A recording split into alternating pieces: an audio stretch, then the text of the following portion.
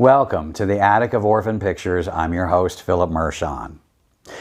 Back in last season, episode 6, if memory serves me, we saw a tight little noir picture called Please Murder Me that starred a very icy and ruthless Angela Lansbury. Well, she's back. She's back and badder than ever in a picture released in '55 called A Life at Stake. The story centers around Edward Shaw, who is played by Keith Andes, a young, talented architect of promise who's recently been fleeced by his former business partner who, apparently along with the money, also made off with his emotional range. He's been left with only a $1,000 bill and his 50s beefcake physique, which is on full display for the first 6.5 minutes of the picture. He's now reduced to living in a bleak room in a boarding house run by a nosy landlady, played by the great Jane Darwell. And unlike the crazy collection of boarders that we met in episode 23, Wicked Woman, Shaw seems to be the only tenant in Darwell's establishment. When the picture opens, he's visited by a lawyer middleman who wants to put him together with fresh investors in the form of a married couple, the Hillmans. He's got the money, she's got the sex. And of course, she is Angela Lansbury. Black, strapless, one-piece bathing suit and all. Now, it also seems that part of the deal here is there's this really large life insurance policy that Shaw has to take out on himself to protect the Hillmans' investment. Doesn't take long for Shaw to realize, stoically, that the Hillmans don't have his best interest or even his continued existence at heart. Needless to say, drama ensues. And I don't mean to sound so flippant about this one, because though there are some threadbare aspects here, there are also some genuine moments of nerve-wracking suspense. And we already know going in that with an orphan picture, we're not here for cinematic riches, but rather the riches from experiencing a found discovery. And speaking of discoveries, I love it when I find other history geeks like myself out there.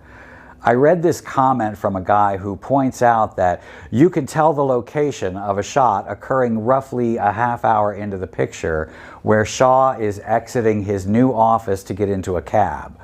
The shot was taken on Western Avenue just north of Sunset because just across the street from the office is the old Sunset Theater, which was at 1508 Western, and the marquee reads a double feature of Da Vinci and Julius Caesar, which he claims is how you can tell that the picture was shot in '54, even though it wasn't released till '55.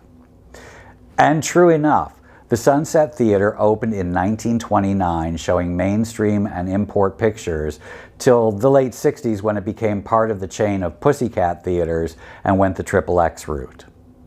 Here's a picture that I took of it after the theater was boarded up in early 2003.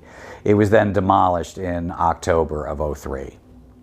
But what the guy didn't follow up with, and what I want you to see, is if you keep watching, the camera follows the cab down Western Avenue, and across Sunset, you'll see a couple of really large buildings in the distance with squared off Bow and Truss roof lines. Well, you're looking at the shooting stages of the original Fox lot that was located on the southeast and southwest corners of Sunset and Western. Stages where the silent masterpiece Murnau's Sunrise was filmed. Okay, enough Hollywood nerd for you? After the picture, I will be back to talk about some of the other folks behind the scenes on this one, but till then, sit tight because there's a life at stake.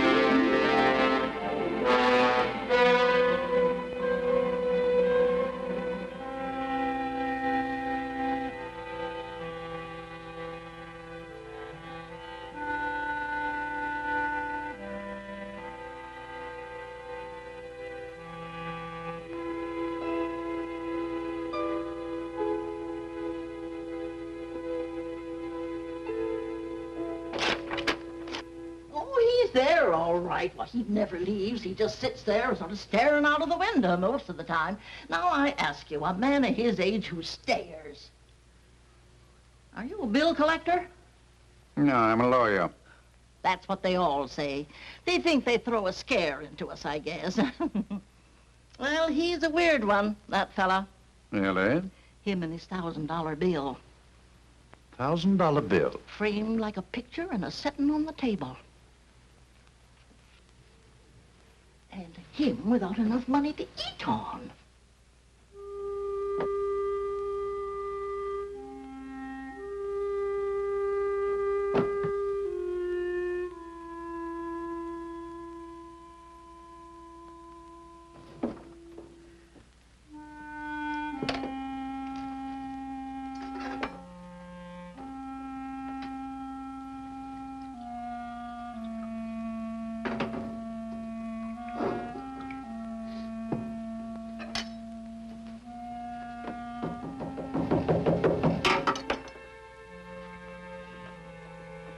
Who is it? My name's Pearson. Remember me? Sam Pearson. Could I see you for just a minute? Just a second.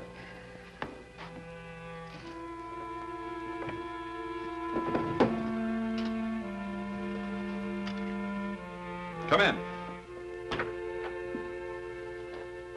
Mr. Shaw? Last time I saw you, I was representing some real estate people. That Pasadena deal, remember? Well, have you had your breakfast? No, not yet. I was just going out for it. Always have a cup of coffee here first. It helps.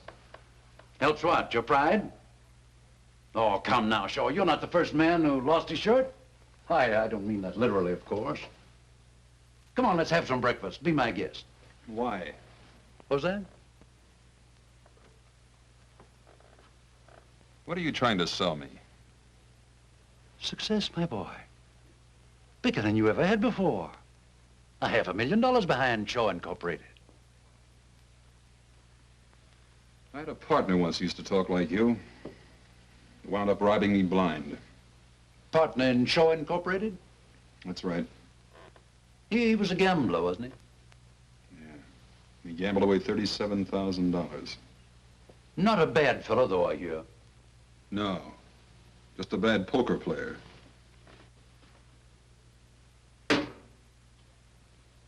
$37,000.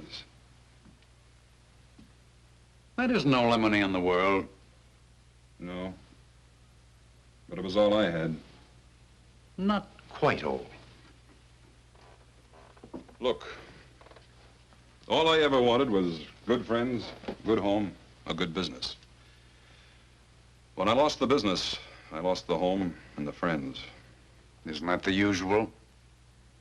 No, I don't mean it that way. All my partner and I put in Shaw Incorporated was $10,000. The rest was their money, friends' money. Life savings, most of it. Wiped out.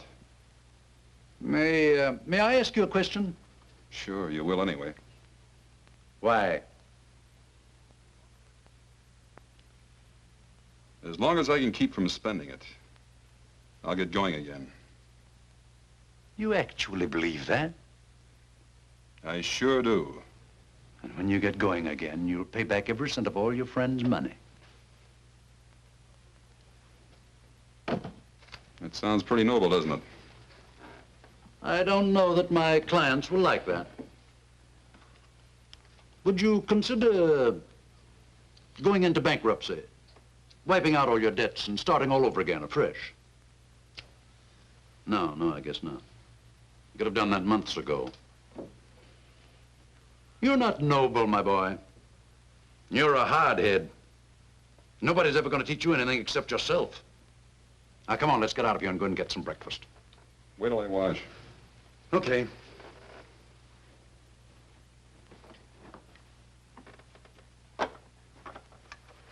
It's down the hall.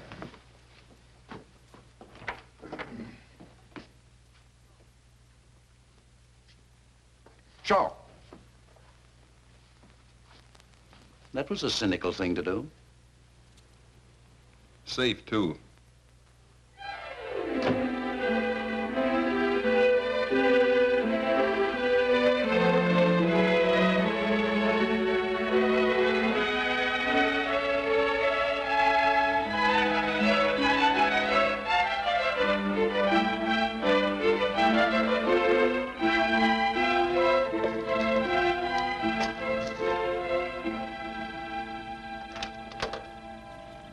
I'm Edward Shaw. Mr. Pearson phoned and made an appointment for me. Mr. Hillman's not home. With Mrs. Hillman. What are you selling? Nothing. Mrs. Hillman told Mr. Pearson I should come right out. Mrs. Hillman's in the pool. Well, where would that be? In the middle of the 6-car garage? Go round the back, that way. The pool is just the other side of the guest house. You better call out when you get to the guest house. Sometimes she swims in the nude. Don't worry about it. So do I.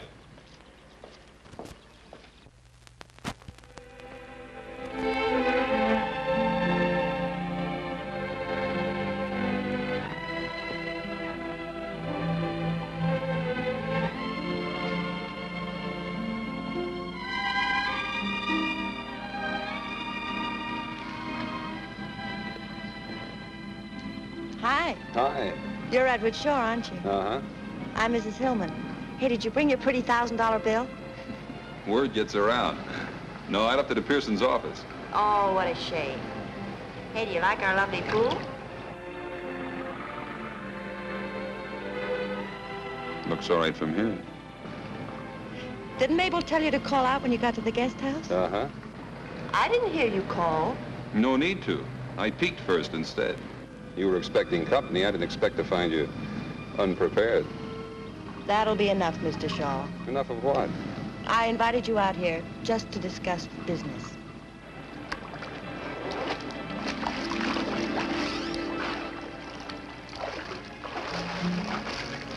Now, where were we? About to talk business, according to you. Do you want a drink first? Thanks, yes. Help yourself.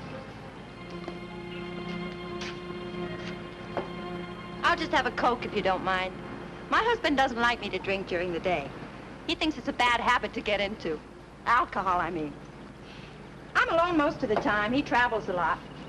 He thinks I should have a business to occupy me.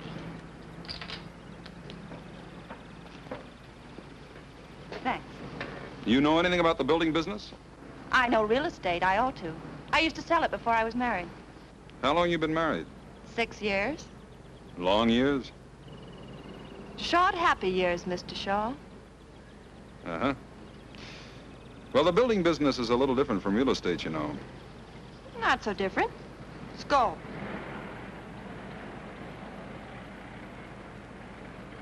I want to handle the real estate. I want to buy up lots of beautiful California property. Then you build your little houses on it. I sell the houses and the property. Well, how can we miss? You handle the real estate end? Yes. And what part of the business does your husband figure to handle? My husband. Not mine, I hope. My husband doesn't figure to handle anything. You mean he just puts up the money and then sits back with a little prayer each night that it'll come back? Yeah. He just puts up the money. That'll be just you and me. Yes. Don't you think you'd like that? Sounds like it might work out. But you're not too sure. I'll have to chase around the mulberry bush a few times. How much money? Mr. Pearson told you, $500,000. 50,000 to start with and 50,000 every 3 months. Just to keep you from getting lonely, huh? My happiness means a great deal to my husband. I'm sure it does. But what I'm not sure of is who's nuts, him, you, or me. Or maybe it's Pearson. Did he recommend that you buy in with me? No, it was our idea. How come? I like your houses. Where did you see my houses? Pasadena, you sold quite a few there, didn't you? A dozen or so. My cousin lives in one, Cousin Evie. She swears by it. I think it's wonderful.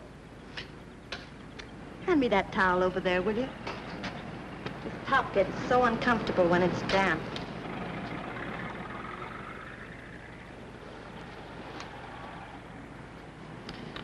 There, that's better.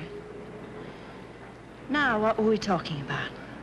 I can't imagine why, but somehow it slipped my mind. You mind if I cool this off a little? I mean, brace it up? I told you before, help yourself. Oh, there's a little matter of some money the company owes. I've managed to pay off some of it. It stands out about 30,000. Mr. Pearson told me. Owed to some friends of yours? Uh-huh. Male or female friends? Both. Why? I just wondered. And you insist on paying them all? Sure I insist. Else no deal. Well, I'll have to talk to my husband about it. He'll be coming back early next week. Fine. Married 6 years, huh? That makes you pretty young when you were peddling real estate. 18 to 22. My father was in it all his life. I loved it. I turned out to be his best salesman. Where was this? San Diego. Oh. Big naval base there, isn't it? Huge. The salesmanship. Some of us have it, some don't. Aren't you getting a little bit fresh, Mr. Shaw? Yeah, maybe I am. Well, Mrs. Hillman, I'll think it over. How about tomorrow? Shall I stop by about the same time? Sure, business here. Yeah, I like your office. Don't be ridiculous, Mr. Shaw. I wish I thought I was being ridiculous, Mrs. Hillman.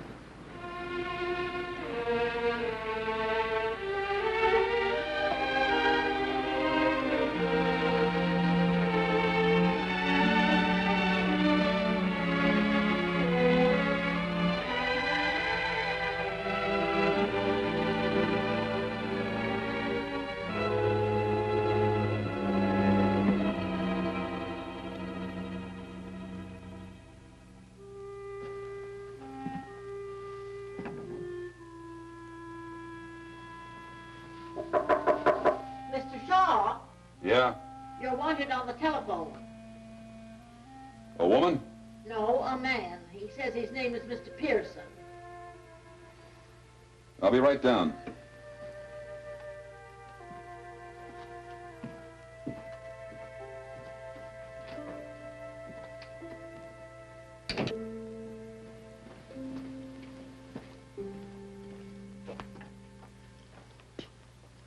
Hello, Pearson.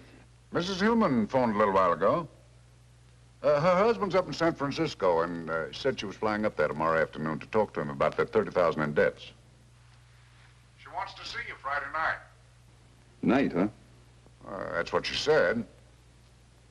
What did you think of her? She likes you. I think you'll make a great team. Thanks, Coach.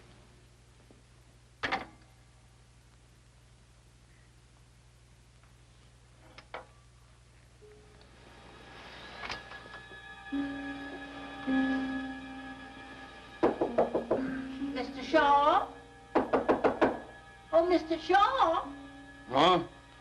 You told me to knock when it got dark tonight in case you was asleep. Oh. Thanks. I got a message for you, too. I'm decent. Come in. My, you want to sleep at night instead of in the daytime. Be much better for your health, too. Yeah, I'll try to remember that, Mrs. Piltz. My, look at this bed. Oh, say, Mrs. Hillman called you. She didn't want to talk to you on the phone, but she said to meet her here at 9. Real sweet, nice woman, I thought. I think you can always kind of tell, don't you? She sounded so refined. Yeah.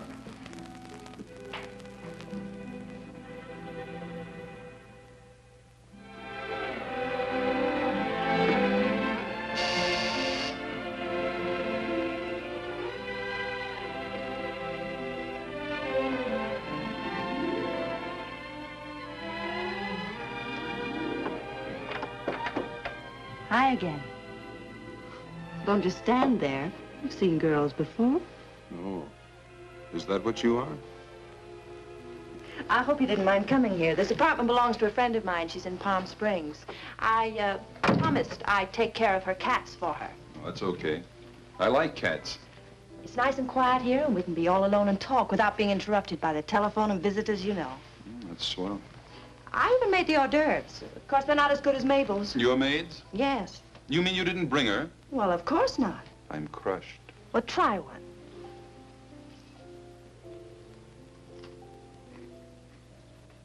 Not bad. What is it, rattlesnake meat? Don't be silly. Oh, I suppose Mr. Pearson told you that I flew up to San Francisco to see my husband? Sure. I told my husband that I liked you very much. Oh, you probably want a drink. Or would you rather have a cup of coffee? Whatever you say. I'm ready for anything. Well, I Sort of feel like a drink myself. I think this calls for a celebration. Will you mix them? I like scotch, light with lots of water. Oh, I forgot the tray. Watch out for the cats.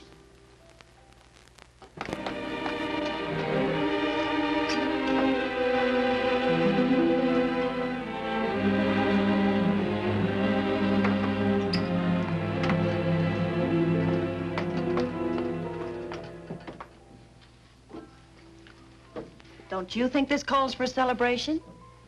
What does exactly? My husband has agreed to pay off the $30,000 in debt. That's what does exactly. Isn't that wonderful? Sounds pretty good. Aren't you surprised? I just fell down, stiff with shock. I thought this was the only thing that was holding up the deal. You mean as far as you're concerned, the deal's settled? Well, you certainly gave me the impression that this would settle it.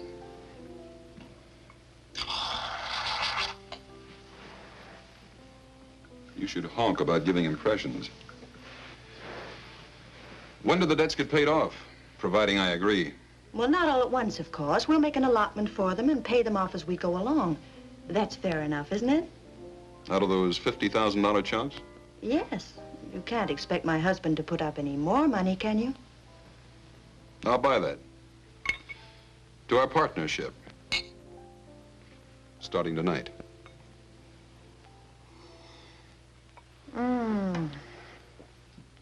I feel just luscious. Oh, how much insurance do you have? Insurance? Yes, you know, life insurance. Carried by the corporation to protect all the money that's invested in it. Just in case. $35,000 last time I looked. Oh, well, that isn't very much. It's $35,000 more than I carry on myself. My husband was very specific about the insurance. Keyman Insurance, it's called. Keyman? Yes. For instance, I couldn't have the corporation take it out on me because, well, anybody can sell real estate. In San Diego? Oh, stop it. What I mean is it would be perfectly simple to find another real estate man to take my place. But nobody could take my place, huh? Oh, no, and not build those nice little houses as cheaply as you can. You designed them. You know the material that goes into them. Where to get the material, what kind of labor to hire. Well, they're just like your babies. You seem to know a good bit about it. Well, my husband explained it to me very carefully. Goodness, that's all we do. Talk business. You mean that's all you ever do? More or less. Then you like that? I don't mind. Well, if you ever want to get away from the office water cooler and live it up a little, maybe a little music will get this party airborne. Mr. Shaw. Now, that sounds formal. Edward. How much insurance do you think we ought to have? How much does your husband think we ought to have? Quite a lot. After all, it's a huge investment. He was talking about 300,000. Oh, but I insisted the premiums would be too high. He agreed to take off 50,000. Leaving $250,000? Yes. That's not too high, is it? No. Not if you're a mountain goat. I'll see you around. Where are you going? Look, Mrs. Hillman, I'm wise. Now that I'm hooked, I'm supposed to agree to anything, isn't that it? Hooked? First the pool and the swimming suit. Now this teepee and the war paint. This is one scalp you don't get. You can't talk to me like that. I'm doing it. And here's another thing. Nobody's getting rich when I shove. Not even if they give me that last. Don't touch me. You're horrible. You're wonderful. But not to do business with. Get out of this apartment. That's me you hear whistling in the street.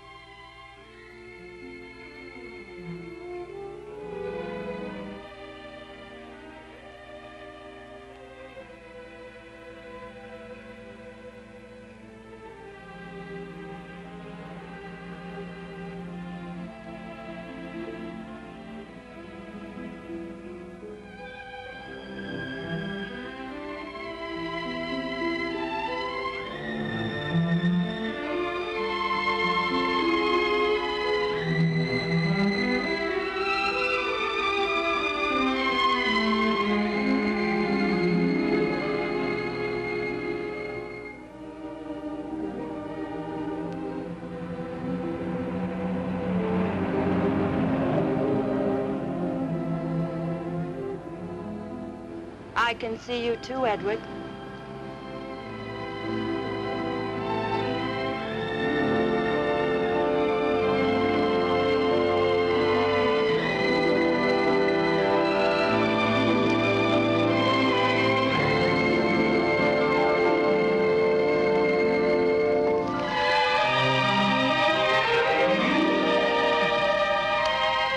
What were you doing? Walking. I couldn't sleep either.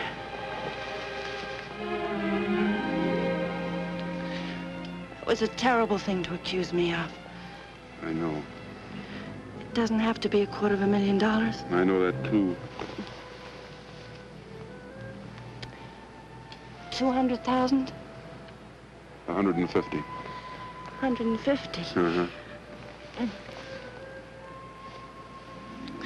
My husband will never agree to it. Who cares what your husband agrees to?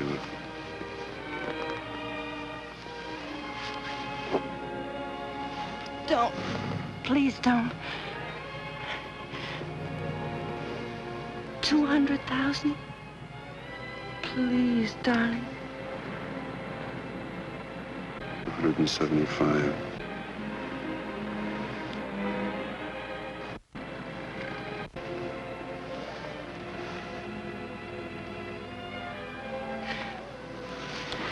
That's all.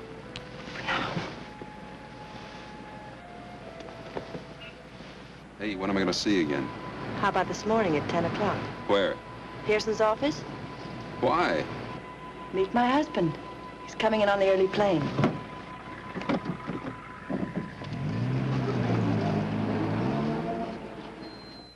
Now, let's be sensible, Mr. Shaw. If you were a banker, I came to you and asked for a loan of $500,000, would you allow me to put up 175,000 security? Well, that's a different thing. Yes, it's a different proposition, I know, but the principle is the same. But, Mr. Now, let Hill- me finish, Mr. Shaw. I don't ask and I don't expect to get full security the way a bank does. But I do ask and expect 50%. Yeah, but do you get it? I see your point. That's a good question. You've done business before, my boy. Do I get it? All right, Pearson, what do I sign? Right here, sir. Top line. Hello. Miss Adams said I should come right in. I'm sorry I'm late, but Madge and I have been shopping. Mr. Shaw, I want you to meet her. Come on in, Madge.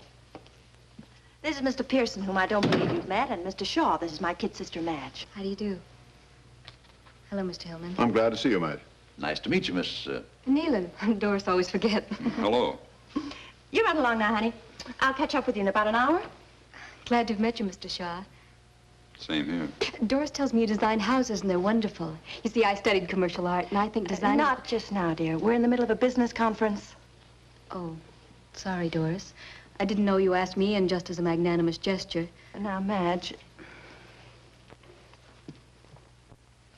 You know, one of these days, when you introduce me to somebody, I'm actually going to finish a sentence about myself. That is, if you happen to lose your voice. no, you're not going to stand me up at Orbach's, are you? Stand you up? I'd rather strangle myself.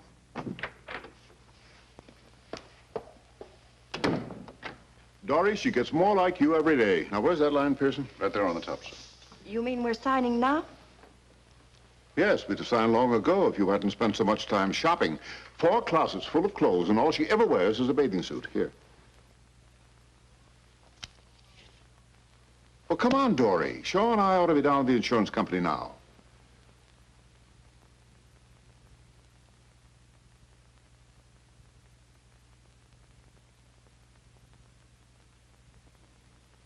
What's the matter with you? Give Shaw the pen.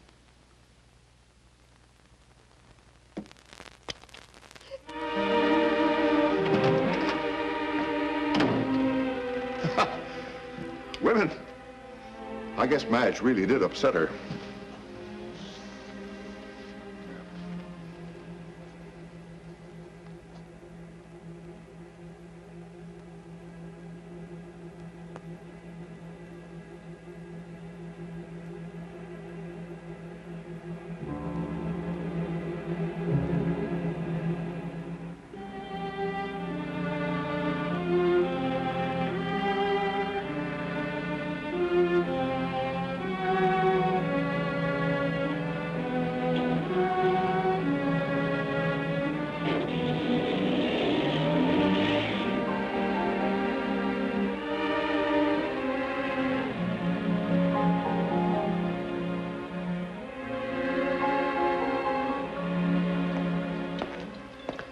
Oh, I bet you're surprised.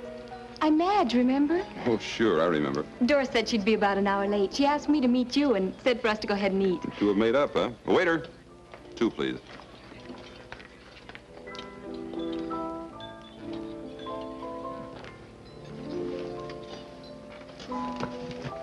Thank you. You didn't think I was really sore, did you? Doris and I go on like that all the time. May I call you Edward? Sure. I'll have the beef stew and coffee. I'll just have a chef salad and coffee later. Doris is such a wonderful girl. Of course, she treats me like a baby. How old are you? Almost 22. I have my own studio apartment. Nice. I'm not as strong as Doris. I guess that's the trouble. You see, I'm sensitive, so she dominates me. Even when she had a tragedy, a real tragedy in her first marriage, didn't bother her a bit. What first marriage? Oh, I thought you knew. Oh, she'll brain me if she finds out I told you. But I just detest people who start to tell you something and then don't finish it, don't you? I think it's just cruel. Yeah. Well, Doris married a man named Narleski when she was 18. She met him down in Mexico when he was on a toot. What happened? Did he toot too much? You're laughing at me. That's an old word my mother used to use. No, he was killed. A real tragedy. One night he fell asleep while he was driving and drove off a bridge. Up in Wyoming somewhere. That didn't bother Doris. Well, she up and married Hillman. Mr. Hillman was Narleski's business partner. That's how Mr. Hillman happened to come into all the money. The insurance, I mean. Life insurance? Yes. Oh, a fabulous amount. Way up in the hundreds of thousands. Narleski was a uranium expert or something, and... What's the matter? Pay the check, will you? Mr. Shaw, what did I do? Did I say something that offended you? No, you were fine. Tell me something. You got a cousin that lives in Pasadena? Oh, I don't think so. Cousin Evie lives in one of my houses. No, Cousin Evie lives in Portland.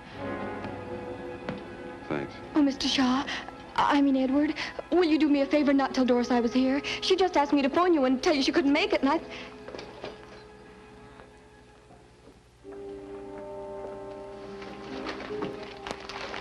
couldn't find anybody to send for it, Mr. Shaw, so I went out for it myself. Anything else right now? How much money has Hillman given us so far? 10 to start with.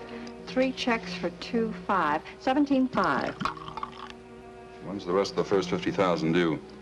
You want some of this paint? No, thanks. It's due June 1st, if you haven't changed it.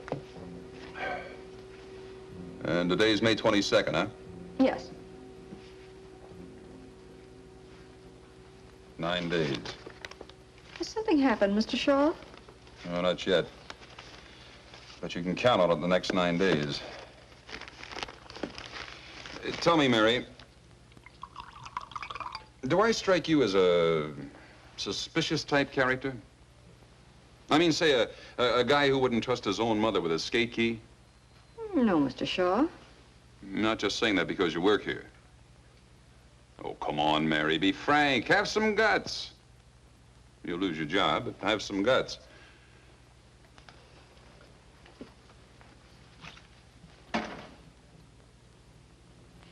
Yeah, that's me. Suspicious character. I peep over my accountant's shoulder when he's signing the checks. Cop gives me a ticket, and I wonder if he's really a cop. I'll lock the office every time I go out in the hall because of this.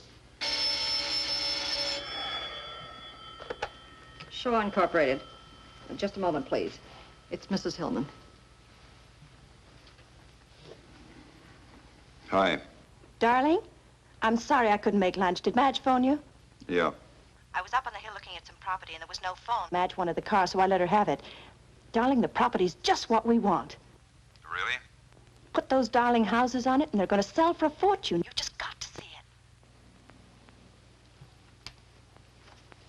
it. Sorry Mary was in here. You mean right now? Well, of course. I'm in a gas station on the corner of Barham and Cahuenga. You can make it in 15 minutes. I'm tied up now. Darling, what's the matter? You just heard it. I'm tied up. But at least we could look at the property together and we'll spend a little time.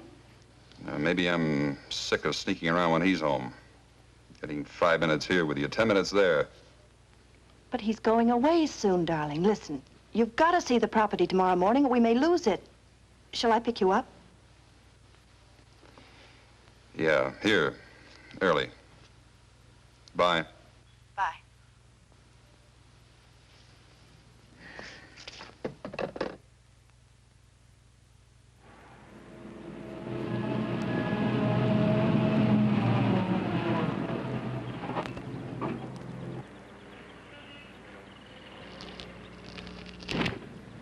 Gee, you scare easily. The brakes just slipped, that's all. Brake slipped. I'll get Mr. Hanauer. He promised to show us around.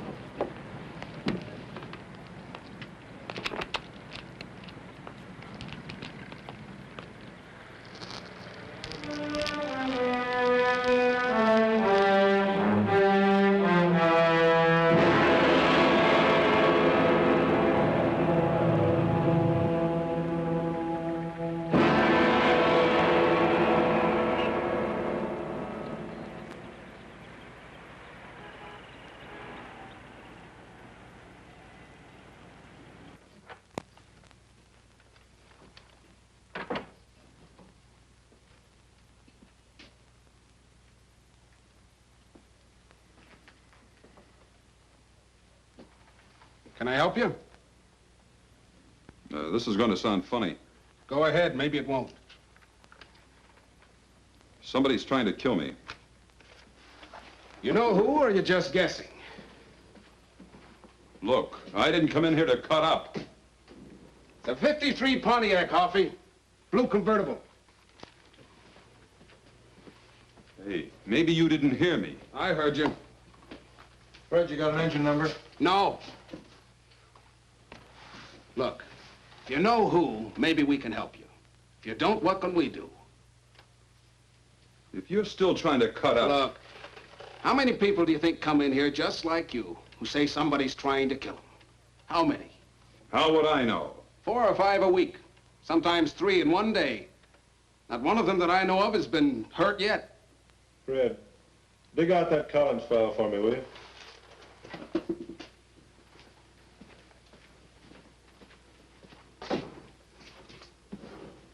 Think it over for a minute. See if you got anything real to go on.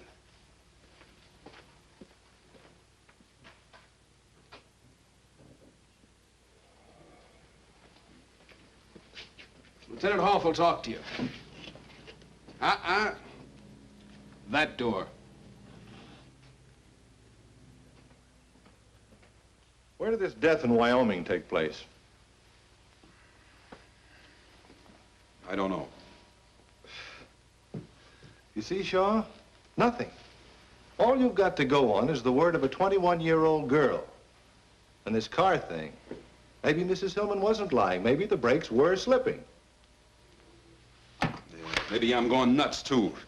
Maybe this isn't even a police station. Shaw? Look, you understand our position, don't you? I mean, we get this kind of thing shoved in our faces all day long. Most of them are crackpots. You know why I talk to you? Tell me, Uncle Jack. All right, let's simmer down, partner. I talk to you because you don't look like a crackpot. You don't sound like a crackpot, that's why. But I'm acting like one. I didn't say that. But that's the idea. All right. We'll look up Hillman for you. How's that? Now, where can I get in touch with you? Wrapped twice in my coffin. A stumble bum with a champ's mouth, huh? Catch him, get his address. Right. And write out a squeal on him. Okay.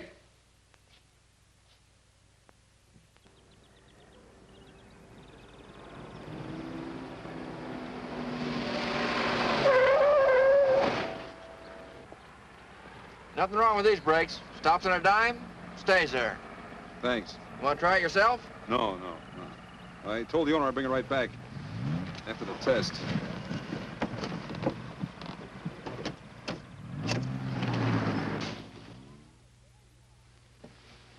Oh, there you are.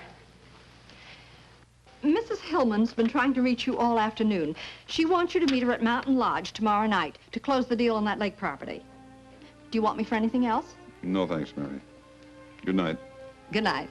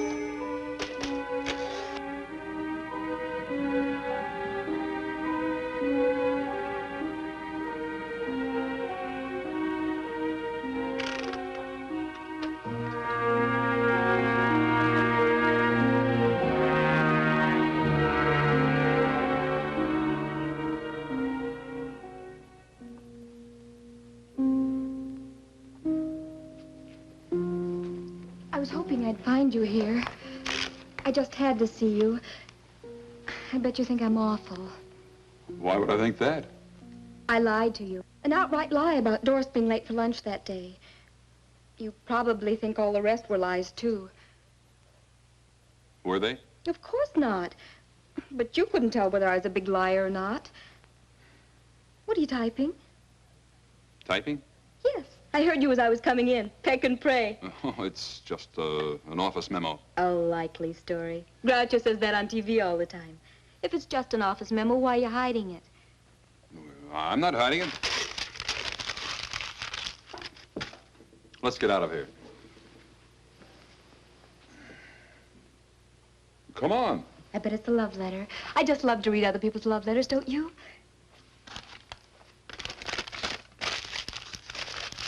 You see? You were hiding it. I wasn't going to read it. I just wanted to find out.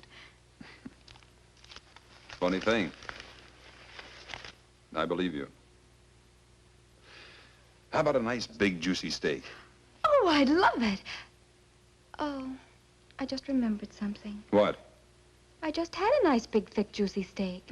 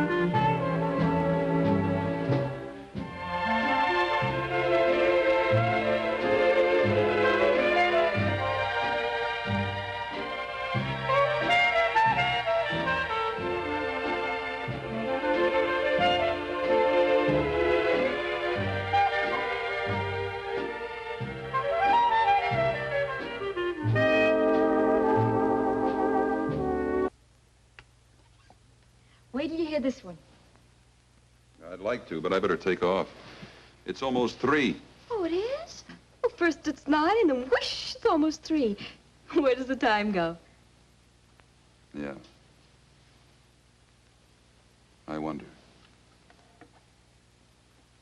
You better go. I'll get your coat.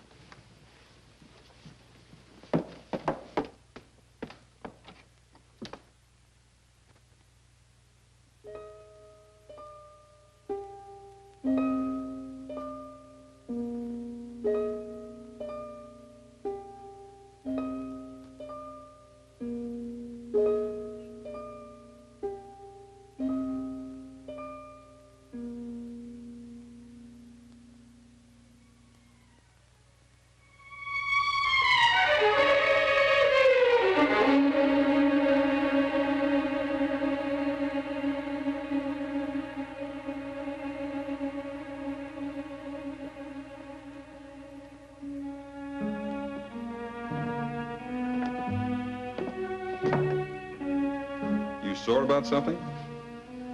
Unhappy? Just plain miserable, huh? I have to go up the mountains and meet Doris tomorrow, close the deal. I'll call you as soon as I get back. All right.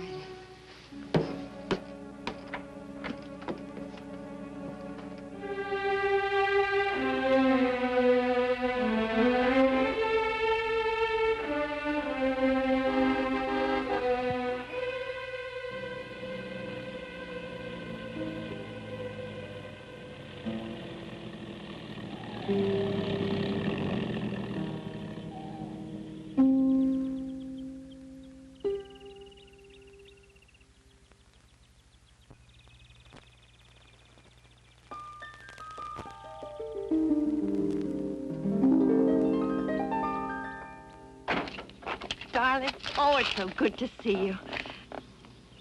Where'd you get the car? Rented it. We're going to have dinner with Collins tonight. We should be able to close the deal. I was going to leave you a note. Yeah? I tore it up. I thought it'd be more fun to tell you myself. I've got a surprise for you, too. I bet.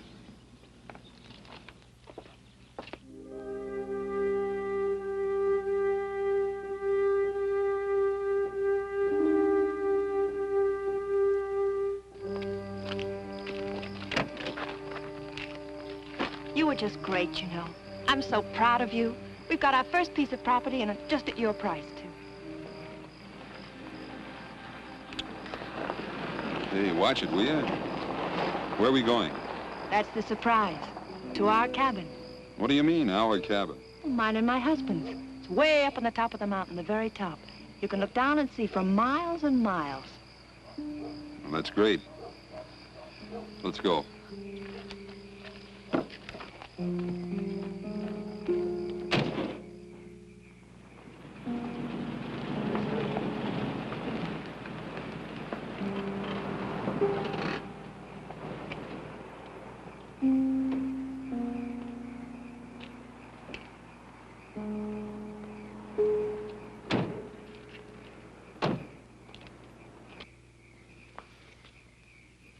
Something the matter? No.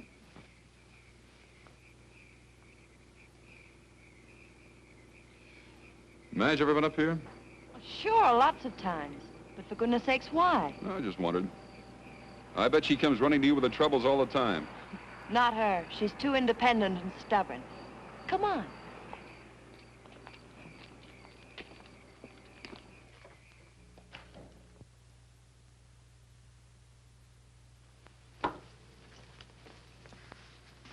How do you like it?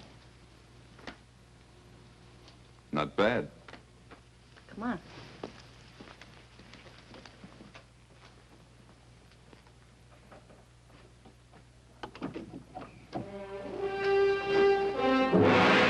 Scary, isn't it?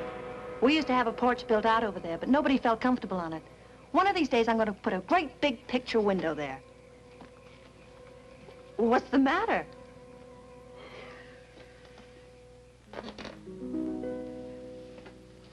Come here, I want to show you something else. No, thanks. I'm quite comfortable right here.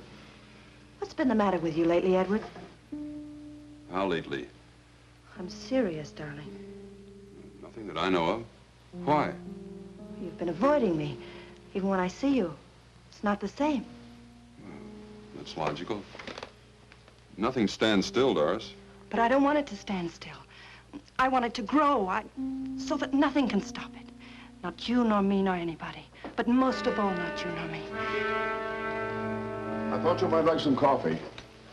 It's good on a cold night like this. I brought some cookies, too. What are you doing here? I was worried about you, Dory. I wanted to see how you and Shaw were getting along. Black or white? You got any brandy? Not here. Cream will do. Enough? That's fine. You forgot the sugar. Oh, so I did. I forgot. Oh, Doris. Of course, it should be ladies first. I forget whether you take cream or sugar. It's been so long since we've had breakfast together. Doris, we're all civilized people. Sit down. We might as well be comfortable. What do you want, Gus? An understanding. If this partnership is to continue, it's to be confined to business hours. That's fairly clear, isn't it? Pretty clear. Wouldn't you say it was, Doris? Please, Edward, will you shut up? Yep. That was pretty clear to her.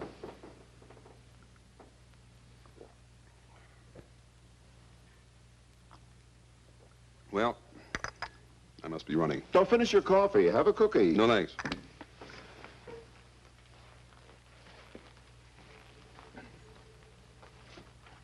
Oh, Mr. Hillman. It was nice of you to come all the way up here just to tell me not to work overtime. Good night.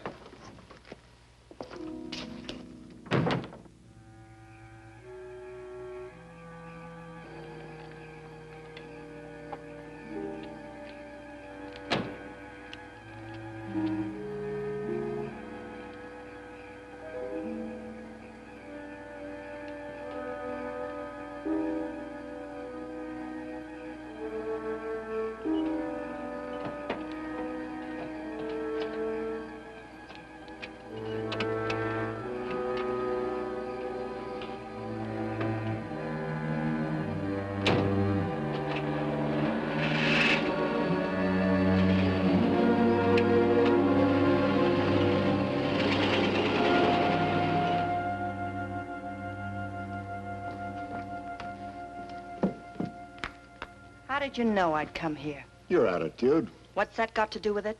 You couldn't wait to get Shaw alone. This was the best place. You're drunk. Sure, I've had one or two. It's a long ride up that mountain. It's a long ride down, too.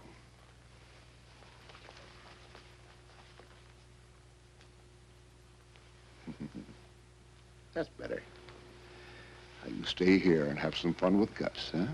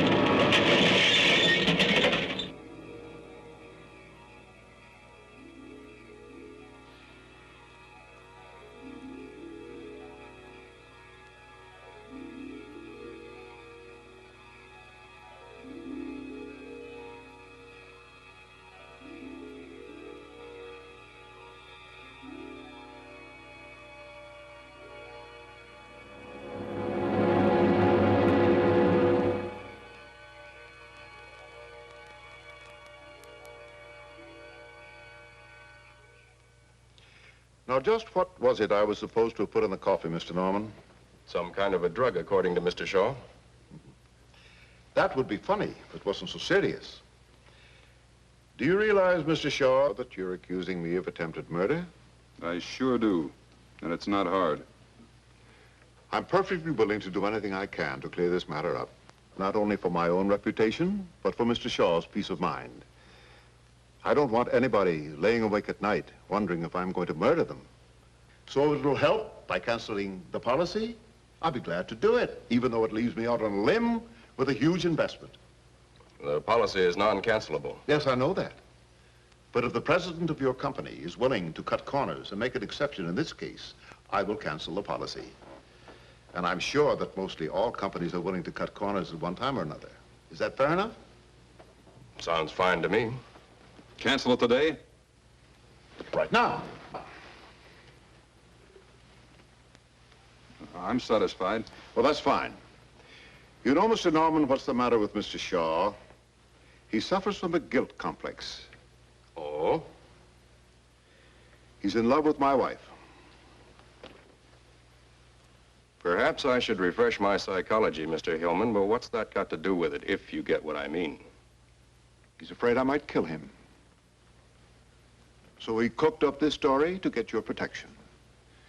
When he and my wife arrived at the cabin, the last person in the world they expected to find there was me. Am I clear? Did you and Mrs. Hillman expect to find Mr. Hillman at the cabin? They thought I was safe and sound in Los Angeles. I can prove it. Is that true? Yeah. I'm sorry, Mr. Shaw, but the policy is non-cancelable, and I see no reason to discuss it any further.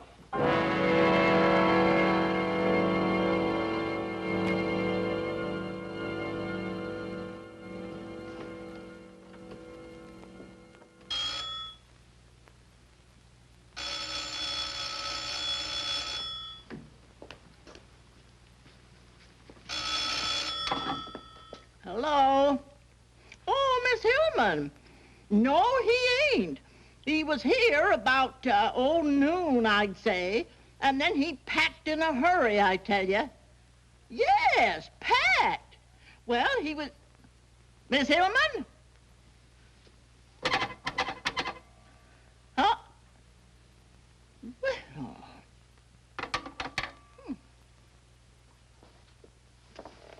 I've called every place, Mrs. Hillman. It's fantastic. He seems to have disappeared completely. Today's the 27th, isn't it? Yes. And he took his $1,000 bill? Well, I imagine so. When I came back from lunch, he was gone, and so was the bill.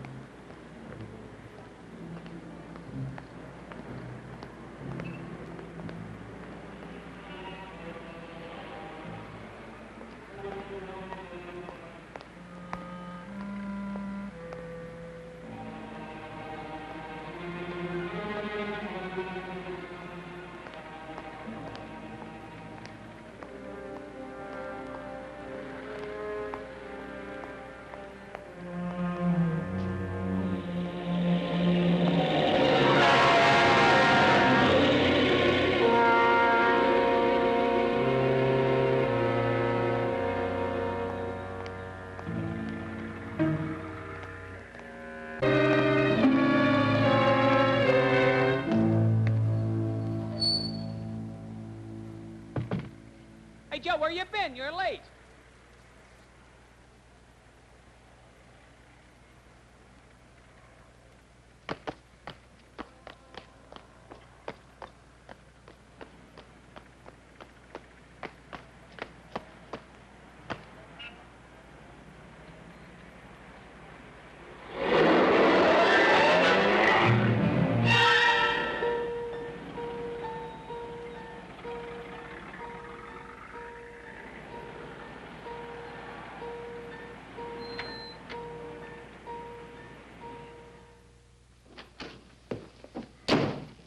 Edward.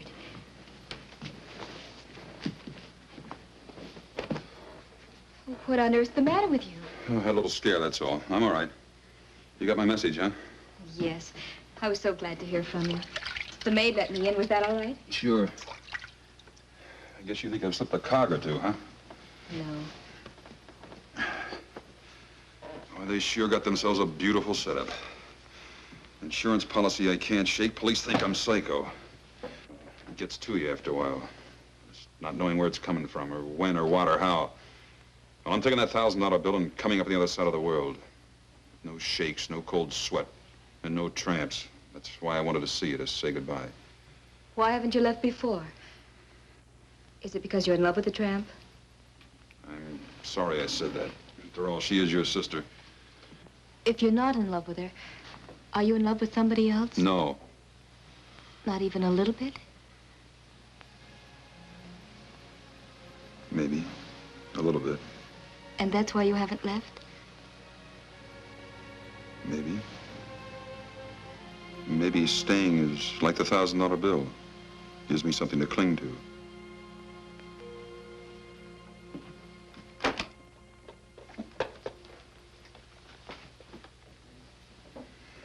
Looks pretty good, doesn't it?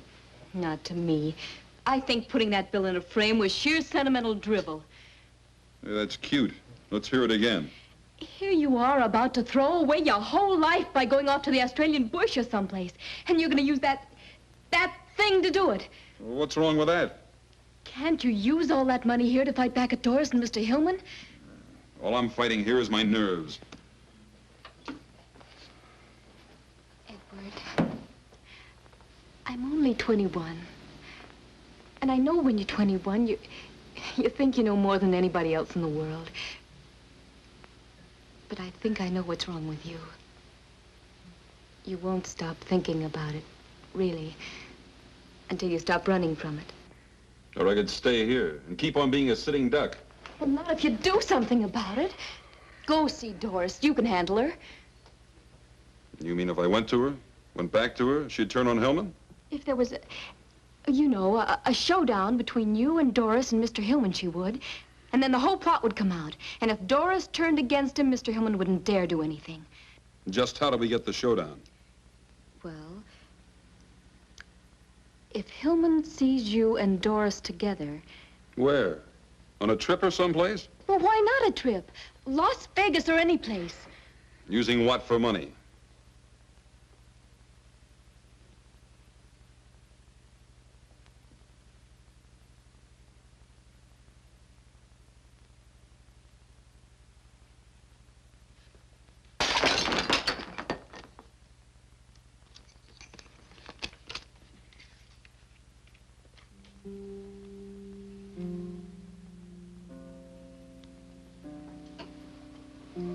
Where is he?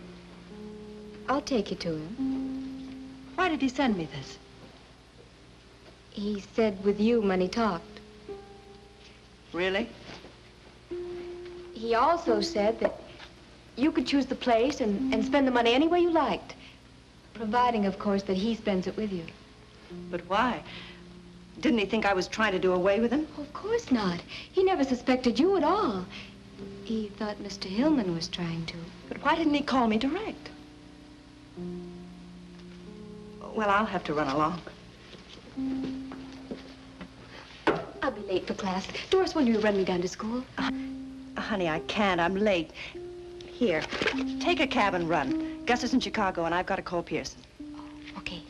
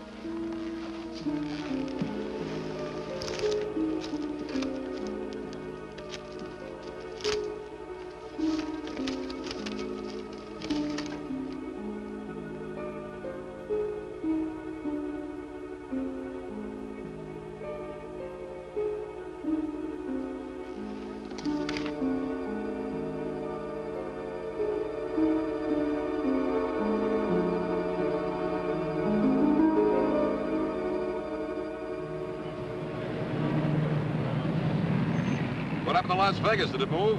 What? We're headed toward Big Bear country. Come on, let's make the light.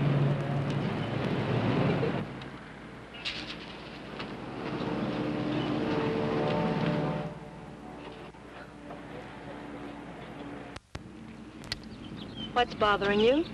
Now or then? Then. Las Vegas. You're about 35 miles wrong. I must have taken the wrong road. Ask me what's bothering me now. Why ask what I already know? Your cabin, huh? Yes. No roulette, no dice, no big flowing dresses, No. no husband? Gus is in Chicago. You know that. I only know what you tell me. And Tell me more. just tonight, Edward, up there it's like being on top of the world. We could go to Vegas tomorrow. Go on, drive.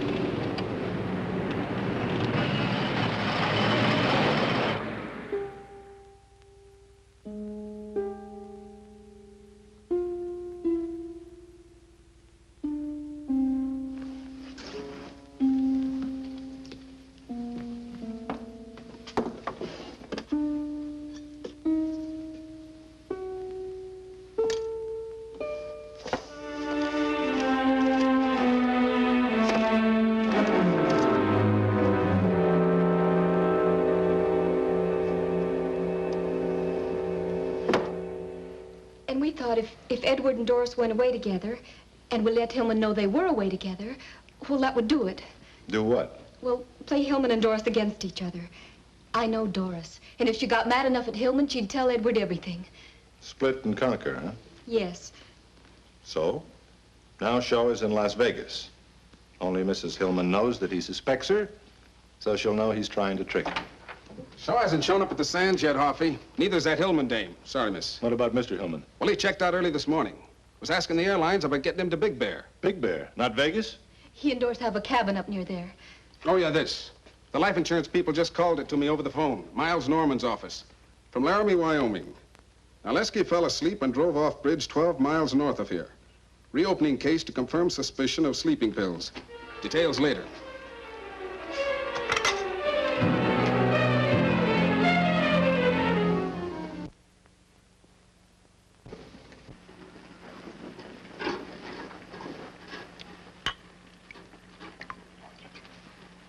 It's beautiful, isn't it? I might even ask you to drink it out of my slipper. Champagne's for good things. Here's to fun. And to love. What's the matter, Edward? What's wrong? You're not going to spoil our little party? Our party was spoiled a long time ago. Happened to me like this since I was a kid. Something nice happens, and it always manages to get messed up. What's wrong, Edward? We've sneaked around too many corners, I guess. I'd just like to walk down the street once in the sunlight. But we've had a wonderful time the past few weeks. The best I've ever had, something that could go on forever. You feel that way just as I do. You know, it's a shame. We'd be awful good together. If only I could trust you. Is trust something that you wrap up in a package and give to the person you love? Or is it in my eyes, in my heart? Read my heart, Edward. I'm trying, Doris. But there are things. Things like, why did we come to the cabin? Edward, listen, I was just trying to test you. I wanted to get rid of Gus so that we could be alone, so that I could make you love me like I love you. You're lying, Doris. I'm not lying, Edward. Lies. All of it lies. Edward. I love you.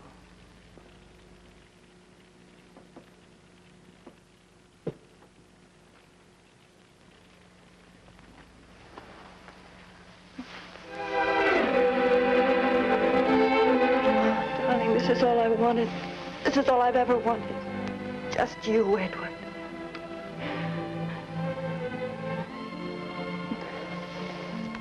And we could stay here forever. Yes, forever, darling. What about Gus? Gus. Edward, we've got to get away from here quickly. Why? Gus, he's coming here. He'll be here any time. Tonight? Yes. That it was going to be tonight. Yes, but it's all changed now. Please, Edward, let's go. I am going. Alone. Oh, but Edward, you love me. You told Tell me, you darling, love how does it feel to kiss someone you're planning to kill? Are the lips sweeter when you know you'll be the last to kiss them? Are they? No, Edward. Tell the truth for a change. Tell me how much you love me when your husband fed me dope. Do you love me more than you love Narleski? Tell me, do you? Please, please, Come on, Edward. talk. Tell me how much our love will grow and grow. Keep telling me until you kill me. You're not fit to live. Oh, no, Edward. Edward. Edward, where are you going? I'm getting out of here while I'm still alive. Edward, please don't leave me. Edward. Put down that gun.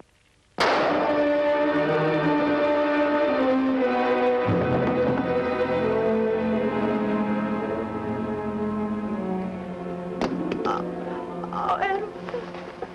Edward, I didn't mean to, but you were leaving me, Edward. I'm sorry. Please forgive me, darling. What's happened here? Is he dead? No, he's alive. You idiot. Why did you shoot him? You spoiled everything. Oh, Edward, darling. Pull yourself together. Stop that. But I've shot him, can't you see? You loved him a great deal, didn't you? Does anybody know you brought him here? Good, that's perfect. A lover's rendezvous. Ending in a suicide. A double suicide. What? You're a clever girl, Dory. You know that a woman might kill her lover when he threatens to leave her and then follow him herself later? Gus, you're horrible. Yeah. We're a pair, aren't we, Dory? It's too bad you couldn't have remembered that.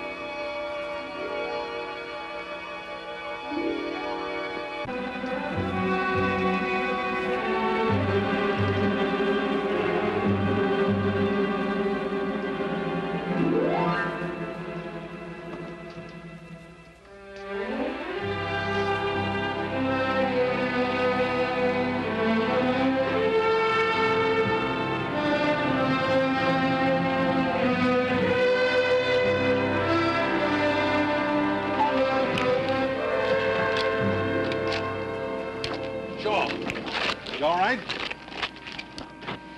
Shaw! Here. Here, let me give you a hand.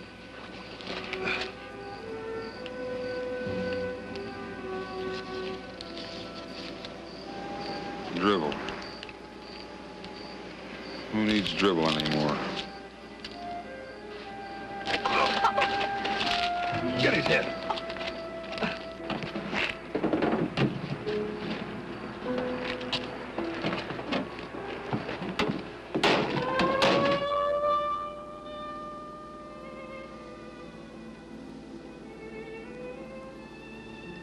Want to tell me what you're thinking?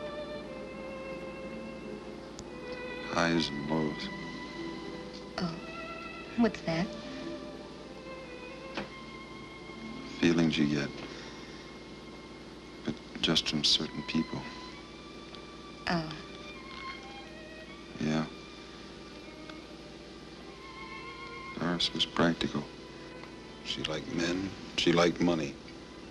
No nonsense. I never met anybody like her.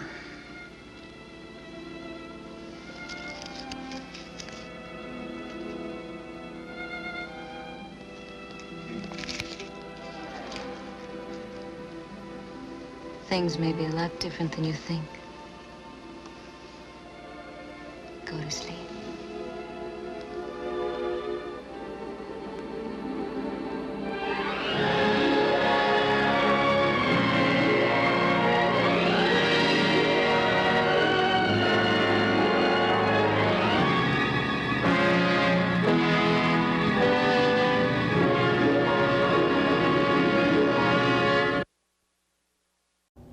Man, she shouldn't have waited so long on installing that picture window. This picture feels very much to me like exactly what it was, a bunch of actors getting together to make a picture. It was produced by Hank McCune from his own story idea. Hank had been an old comedian and radio actor who had then starred in The Hank McCune Show, a TV show that started locally in LA in '49 and then went national on NBC through '53. It's said to be the first show ever to use canned laugh tracks. The dialogue screenplay was written by Russ Bender, a character and bit actor whose career went from '52 to his death in '69. It was co-produced by actor Charles Maxwell, who early in his career appeared on, you guessed it, The Hank McCune Show. And it was directed by Paul Guilfoyle, whose face you know from over 130 credits in the 30s, 40s, and 50s. This was one of those pictures where money was really tight, everybody knew everybody else, and they did whatever they were called upon to do. I mean, the set designer, a guy called Robert Haver, played the mechanic who tested the brakes on that fabulous Kaiser Darren 161 that Lansbury drove, and that I'm sure belonged to someone in the crew. Back in my costuming days, I worked on pictures like this, and while they may not have always turned out high art, they sure were a lot of fun. Until next time, this is Philip Mershon thanking you for watching, and so long.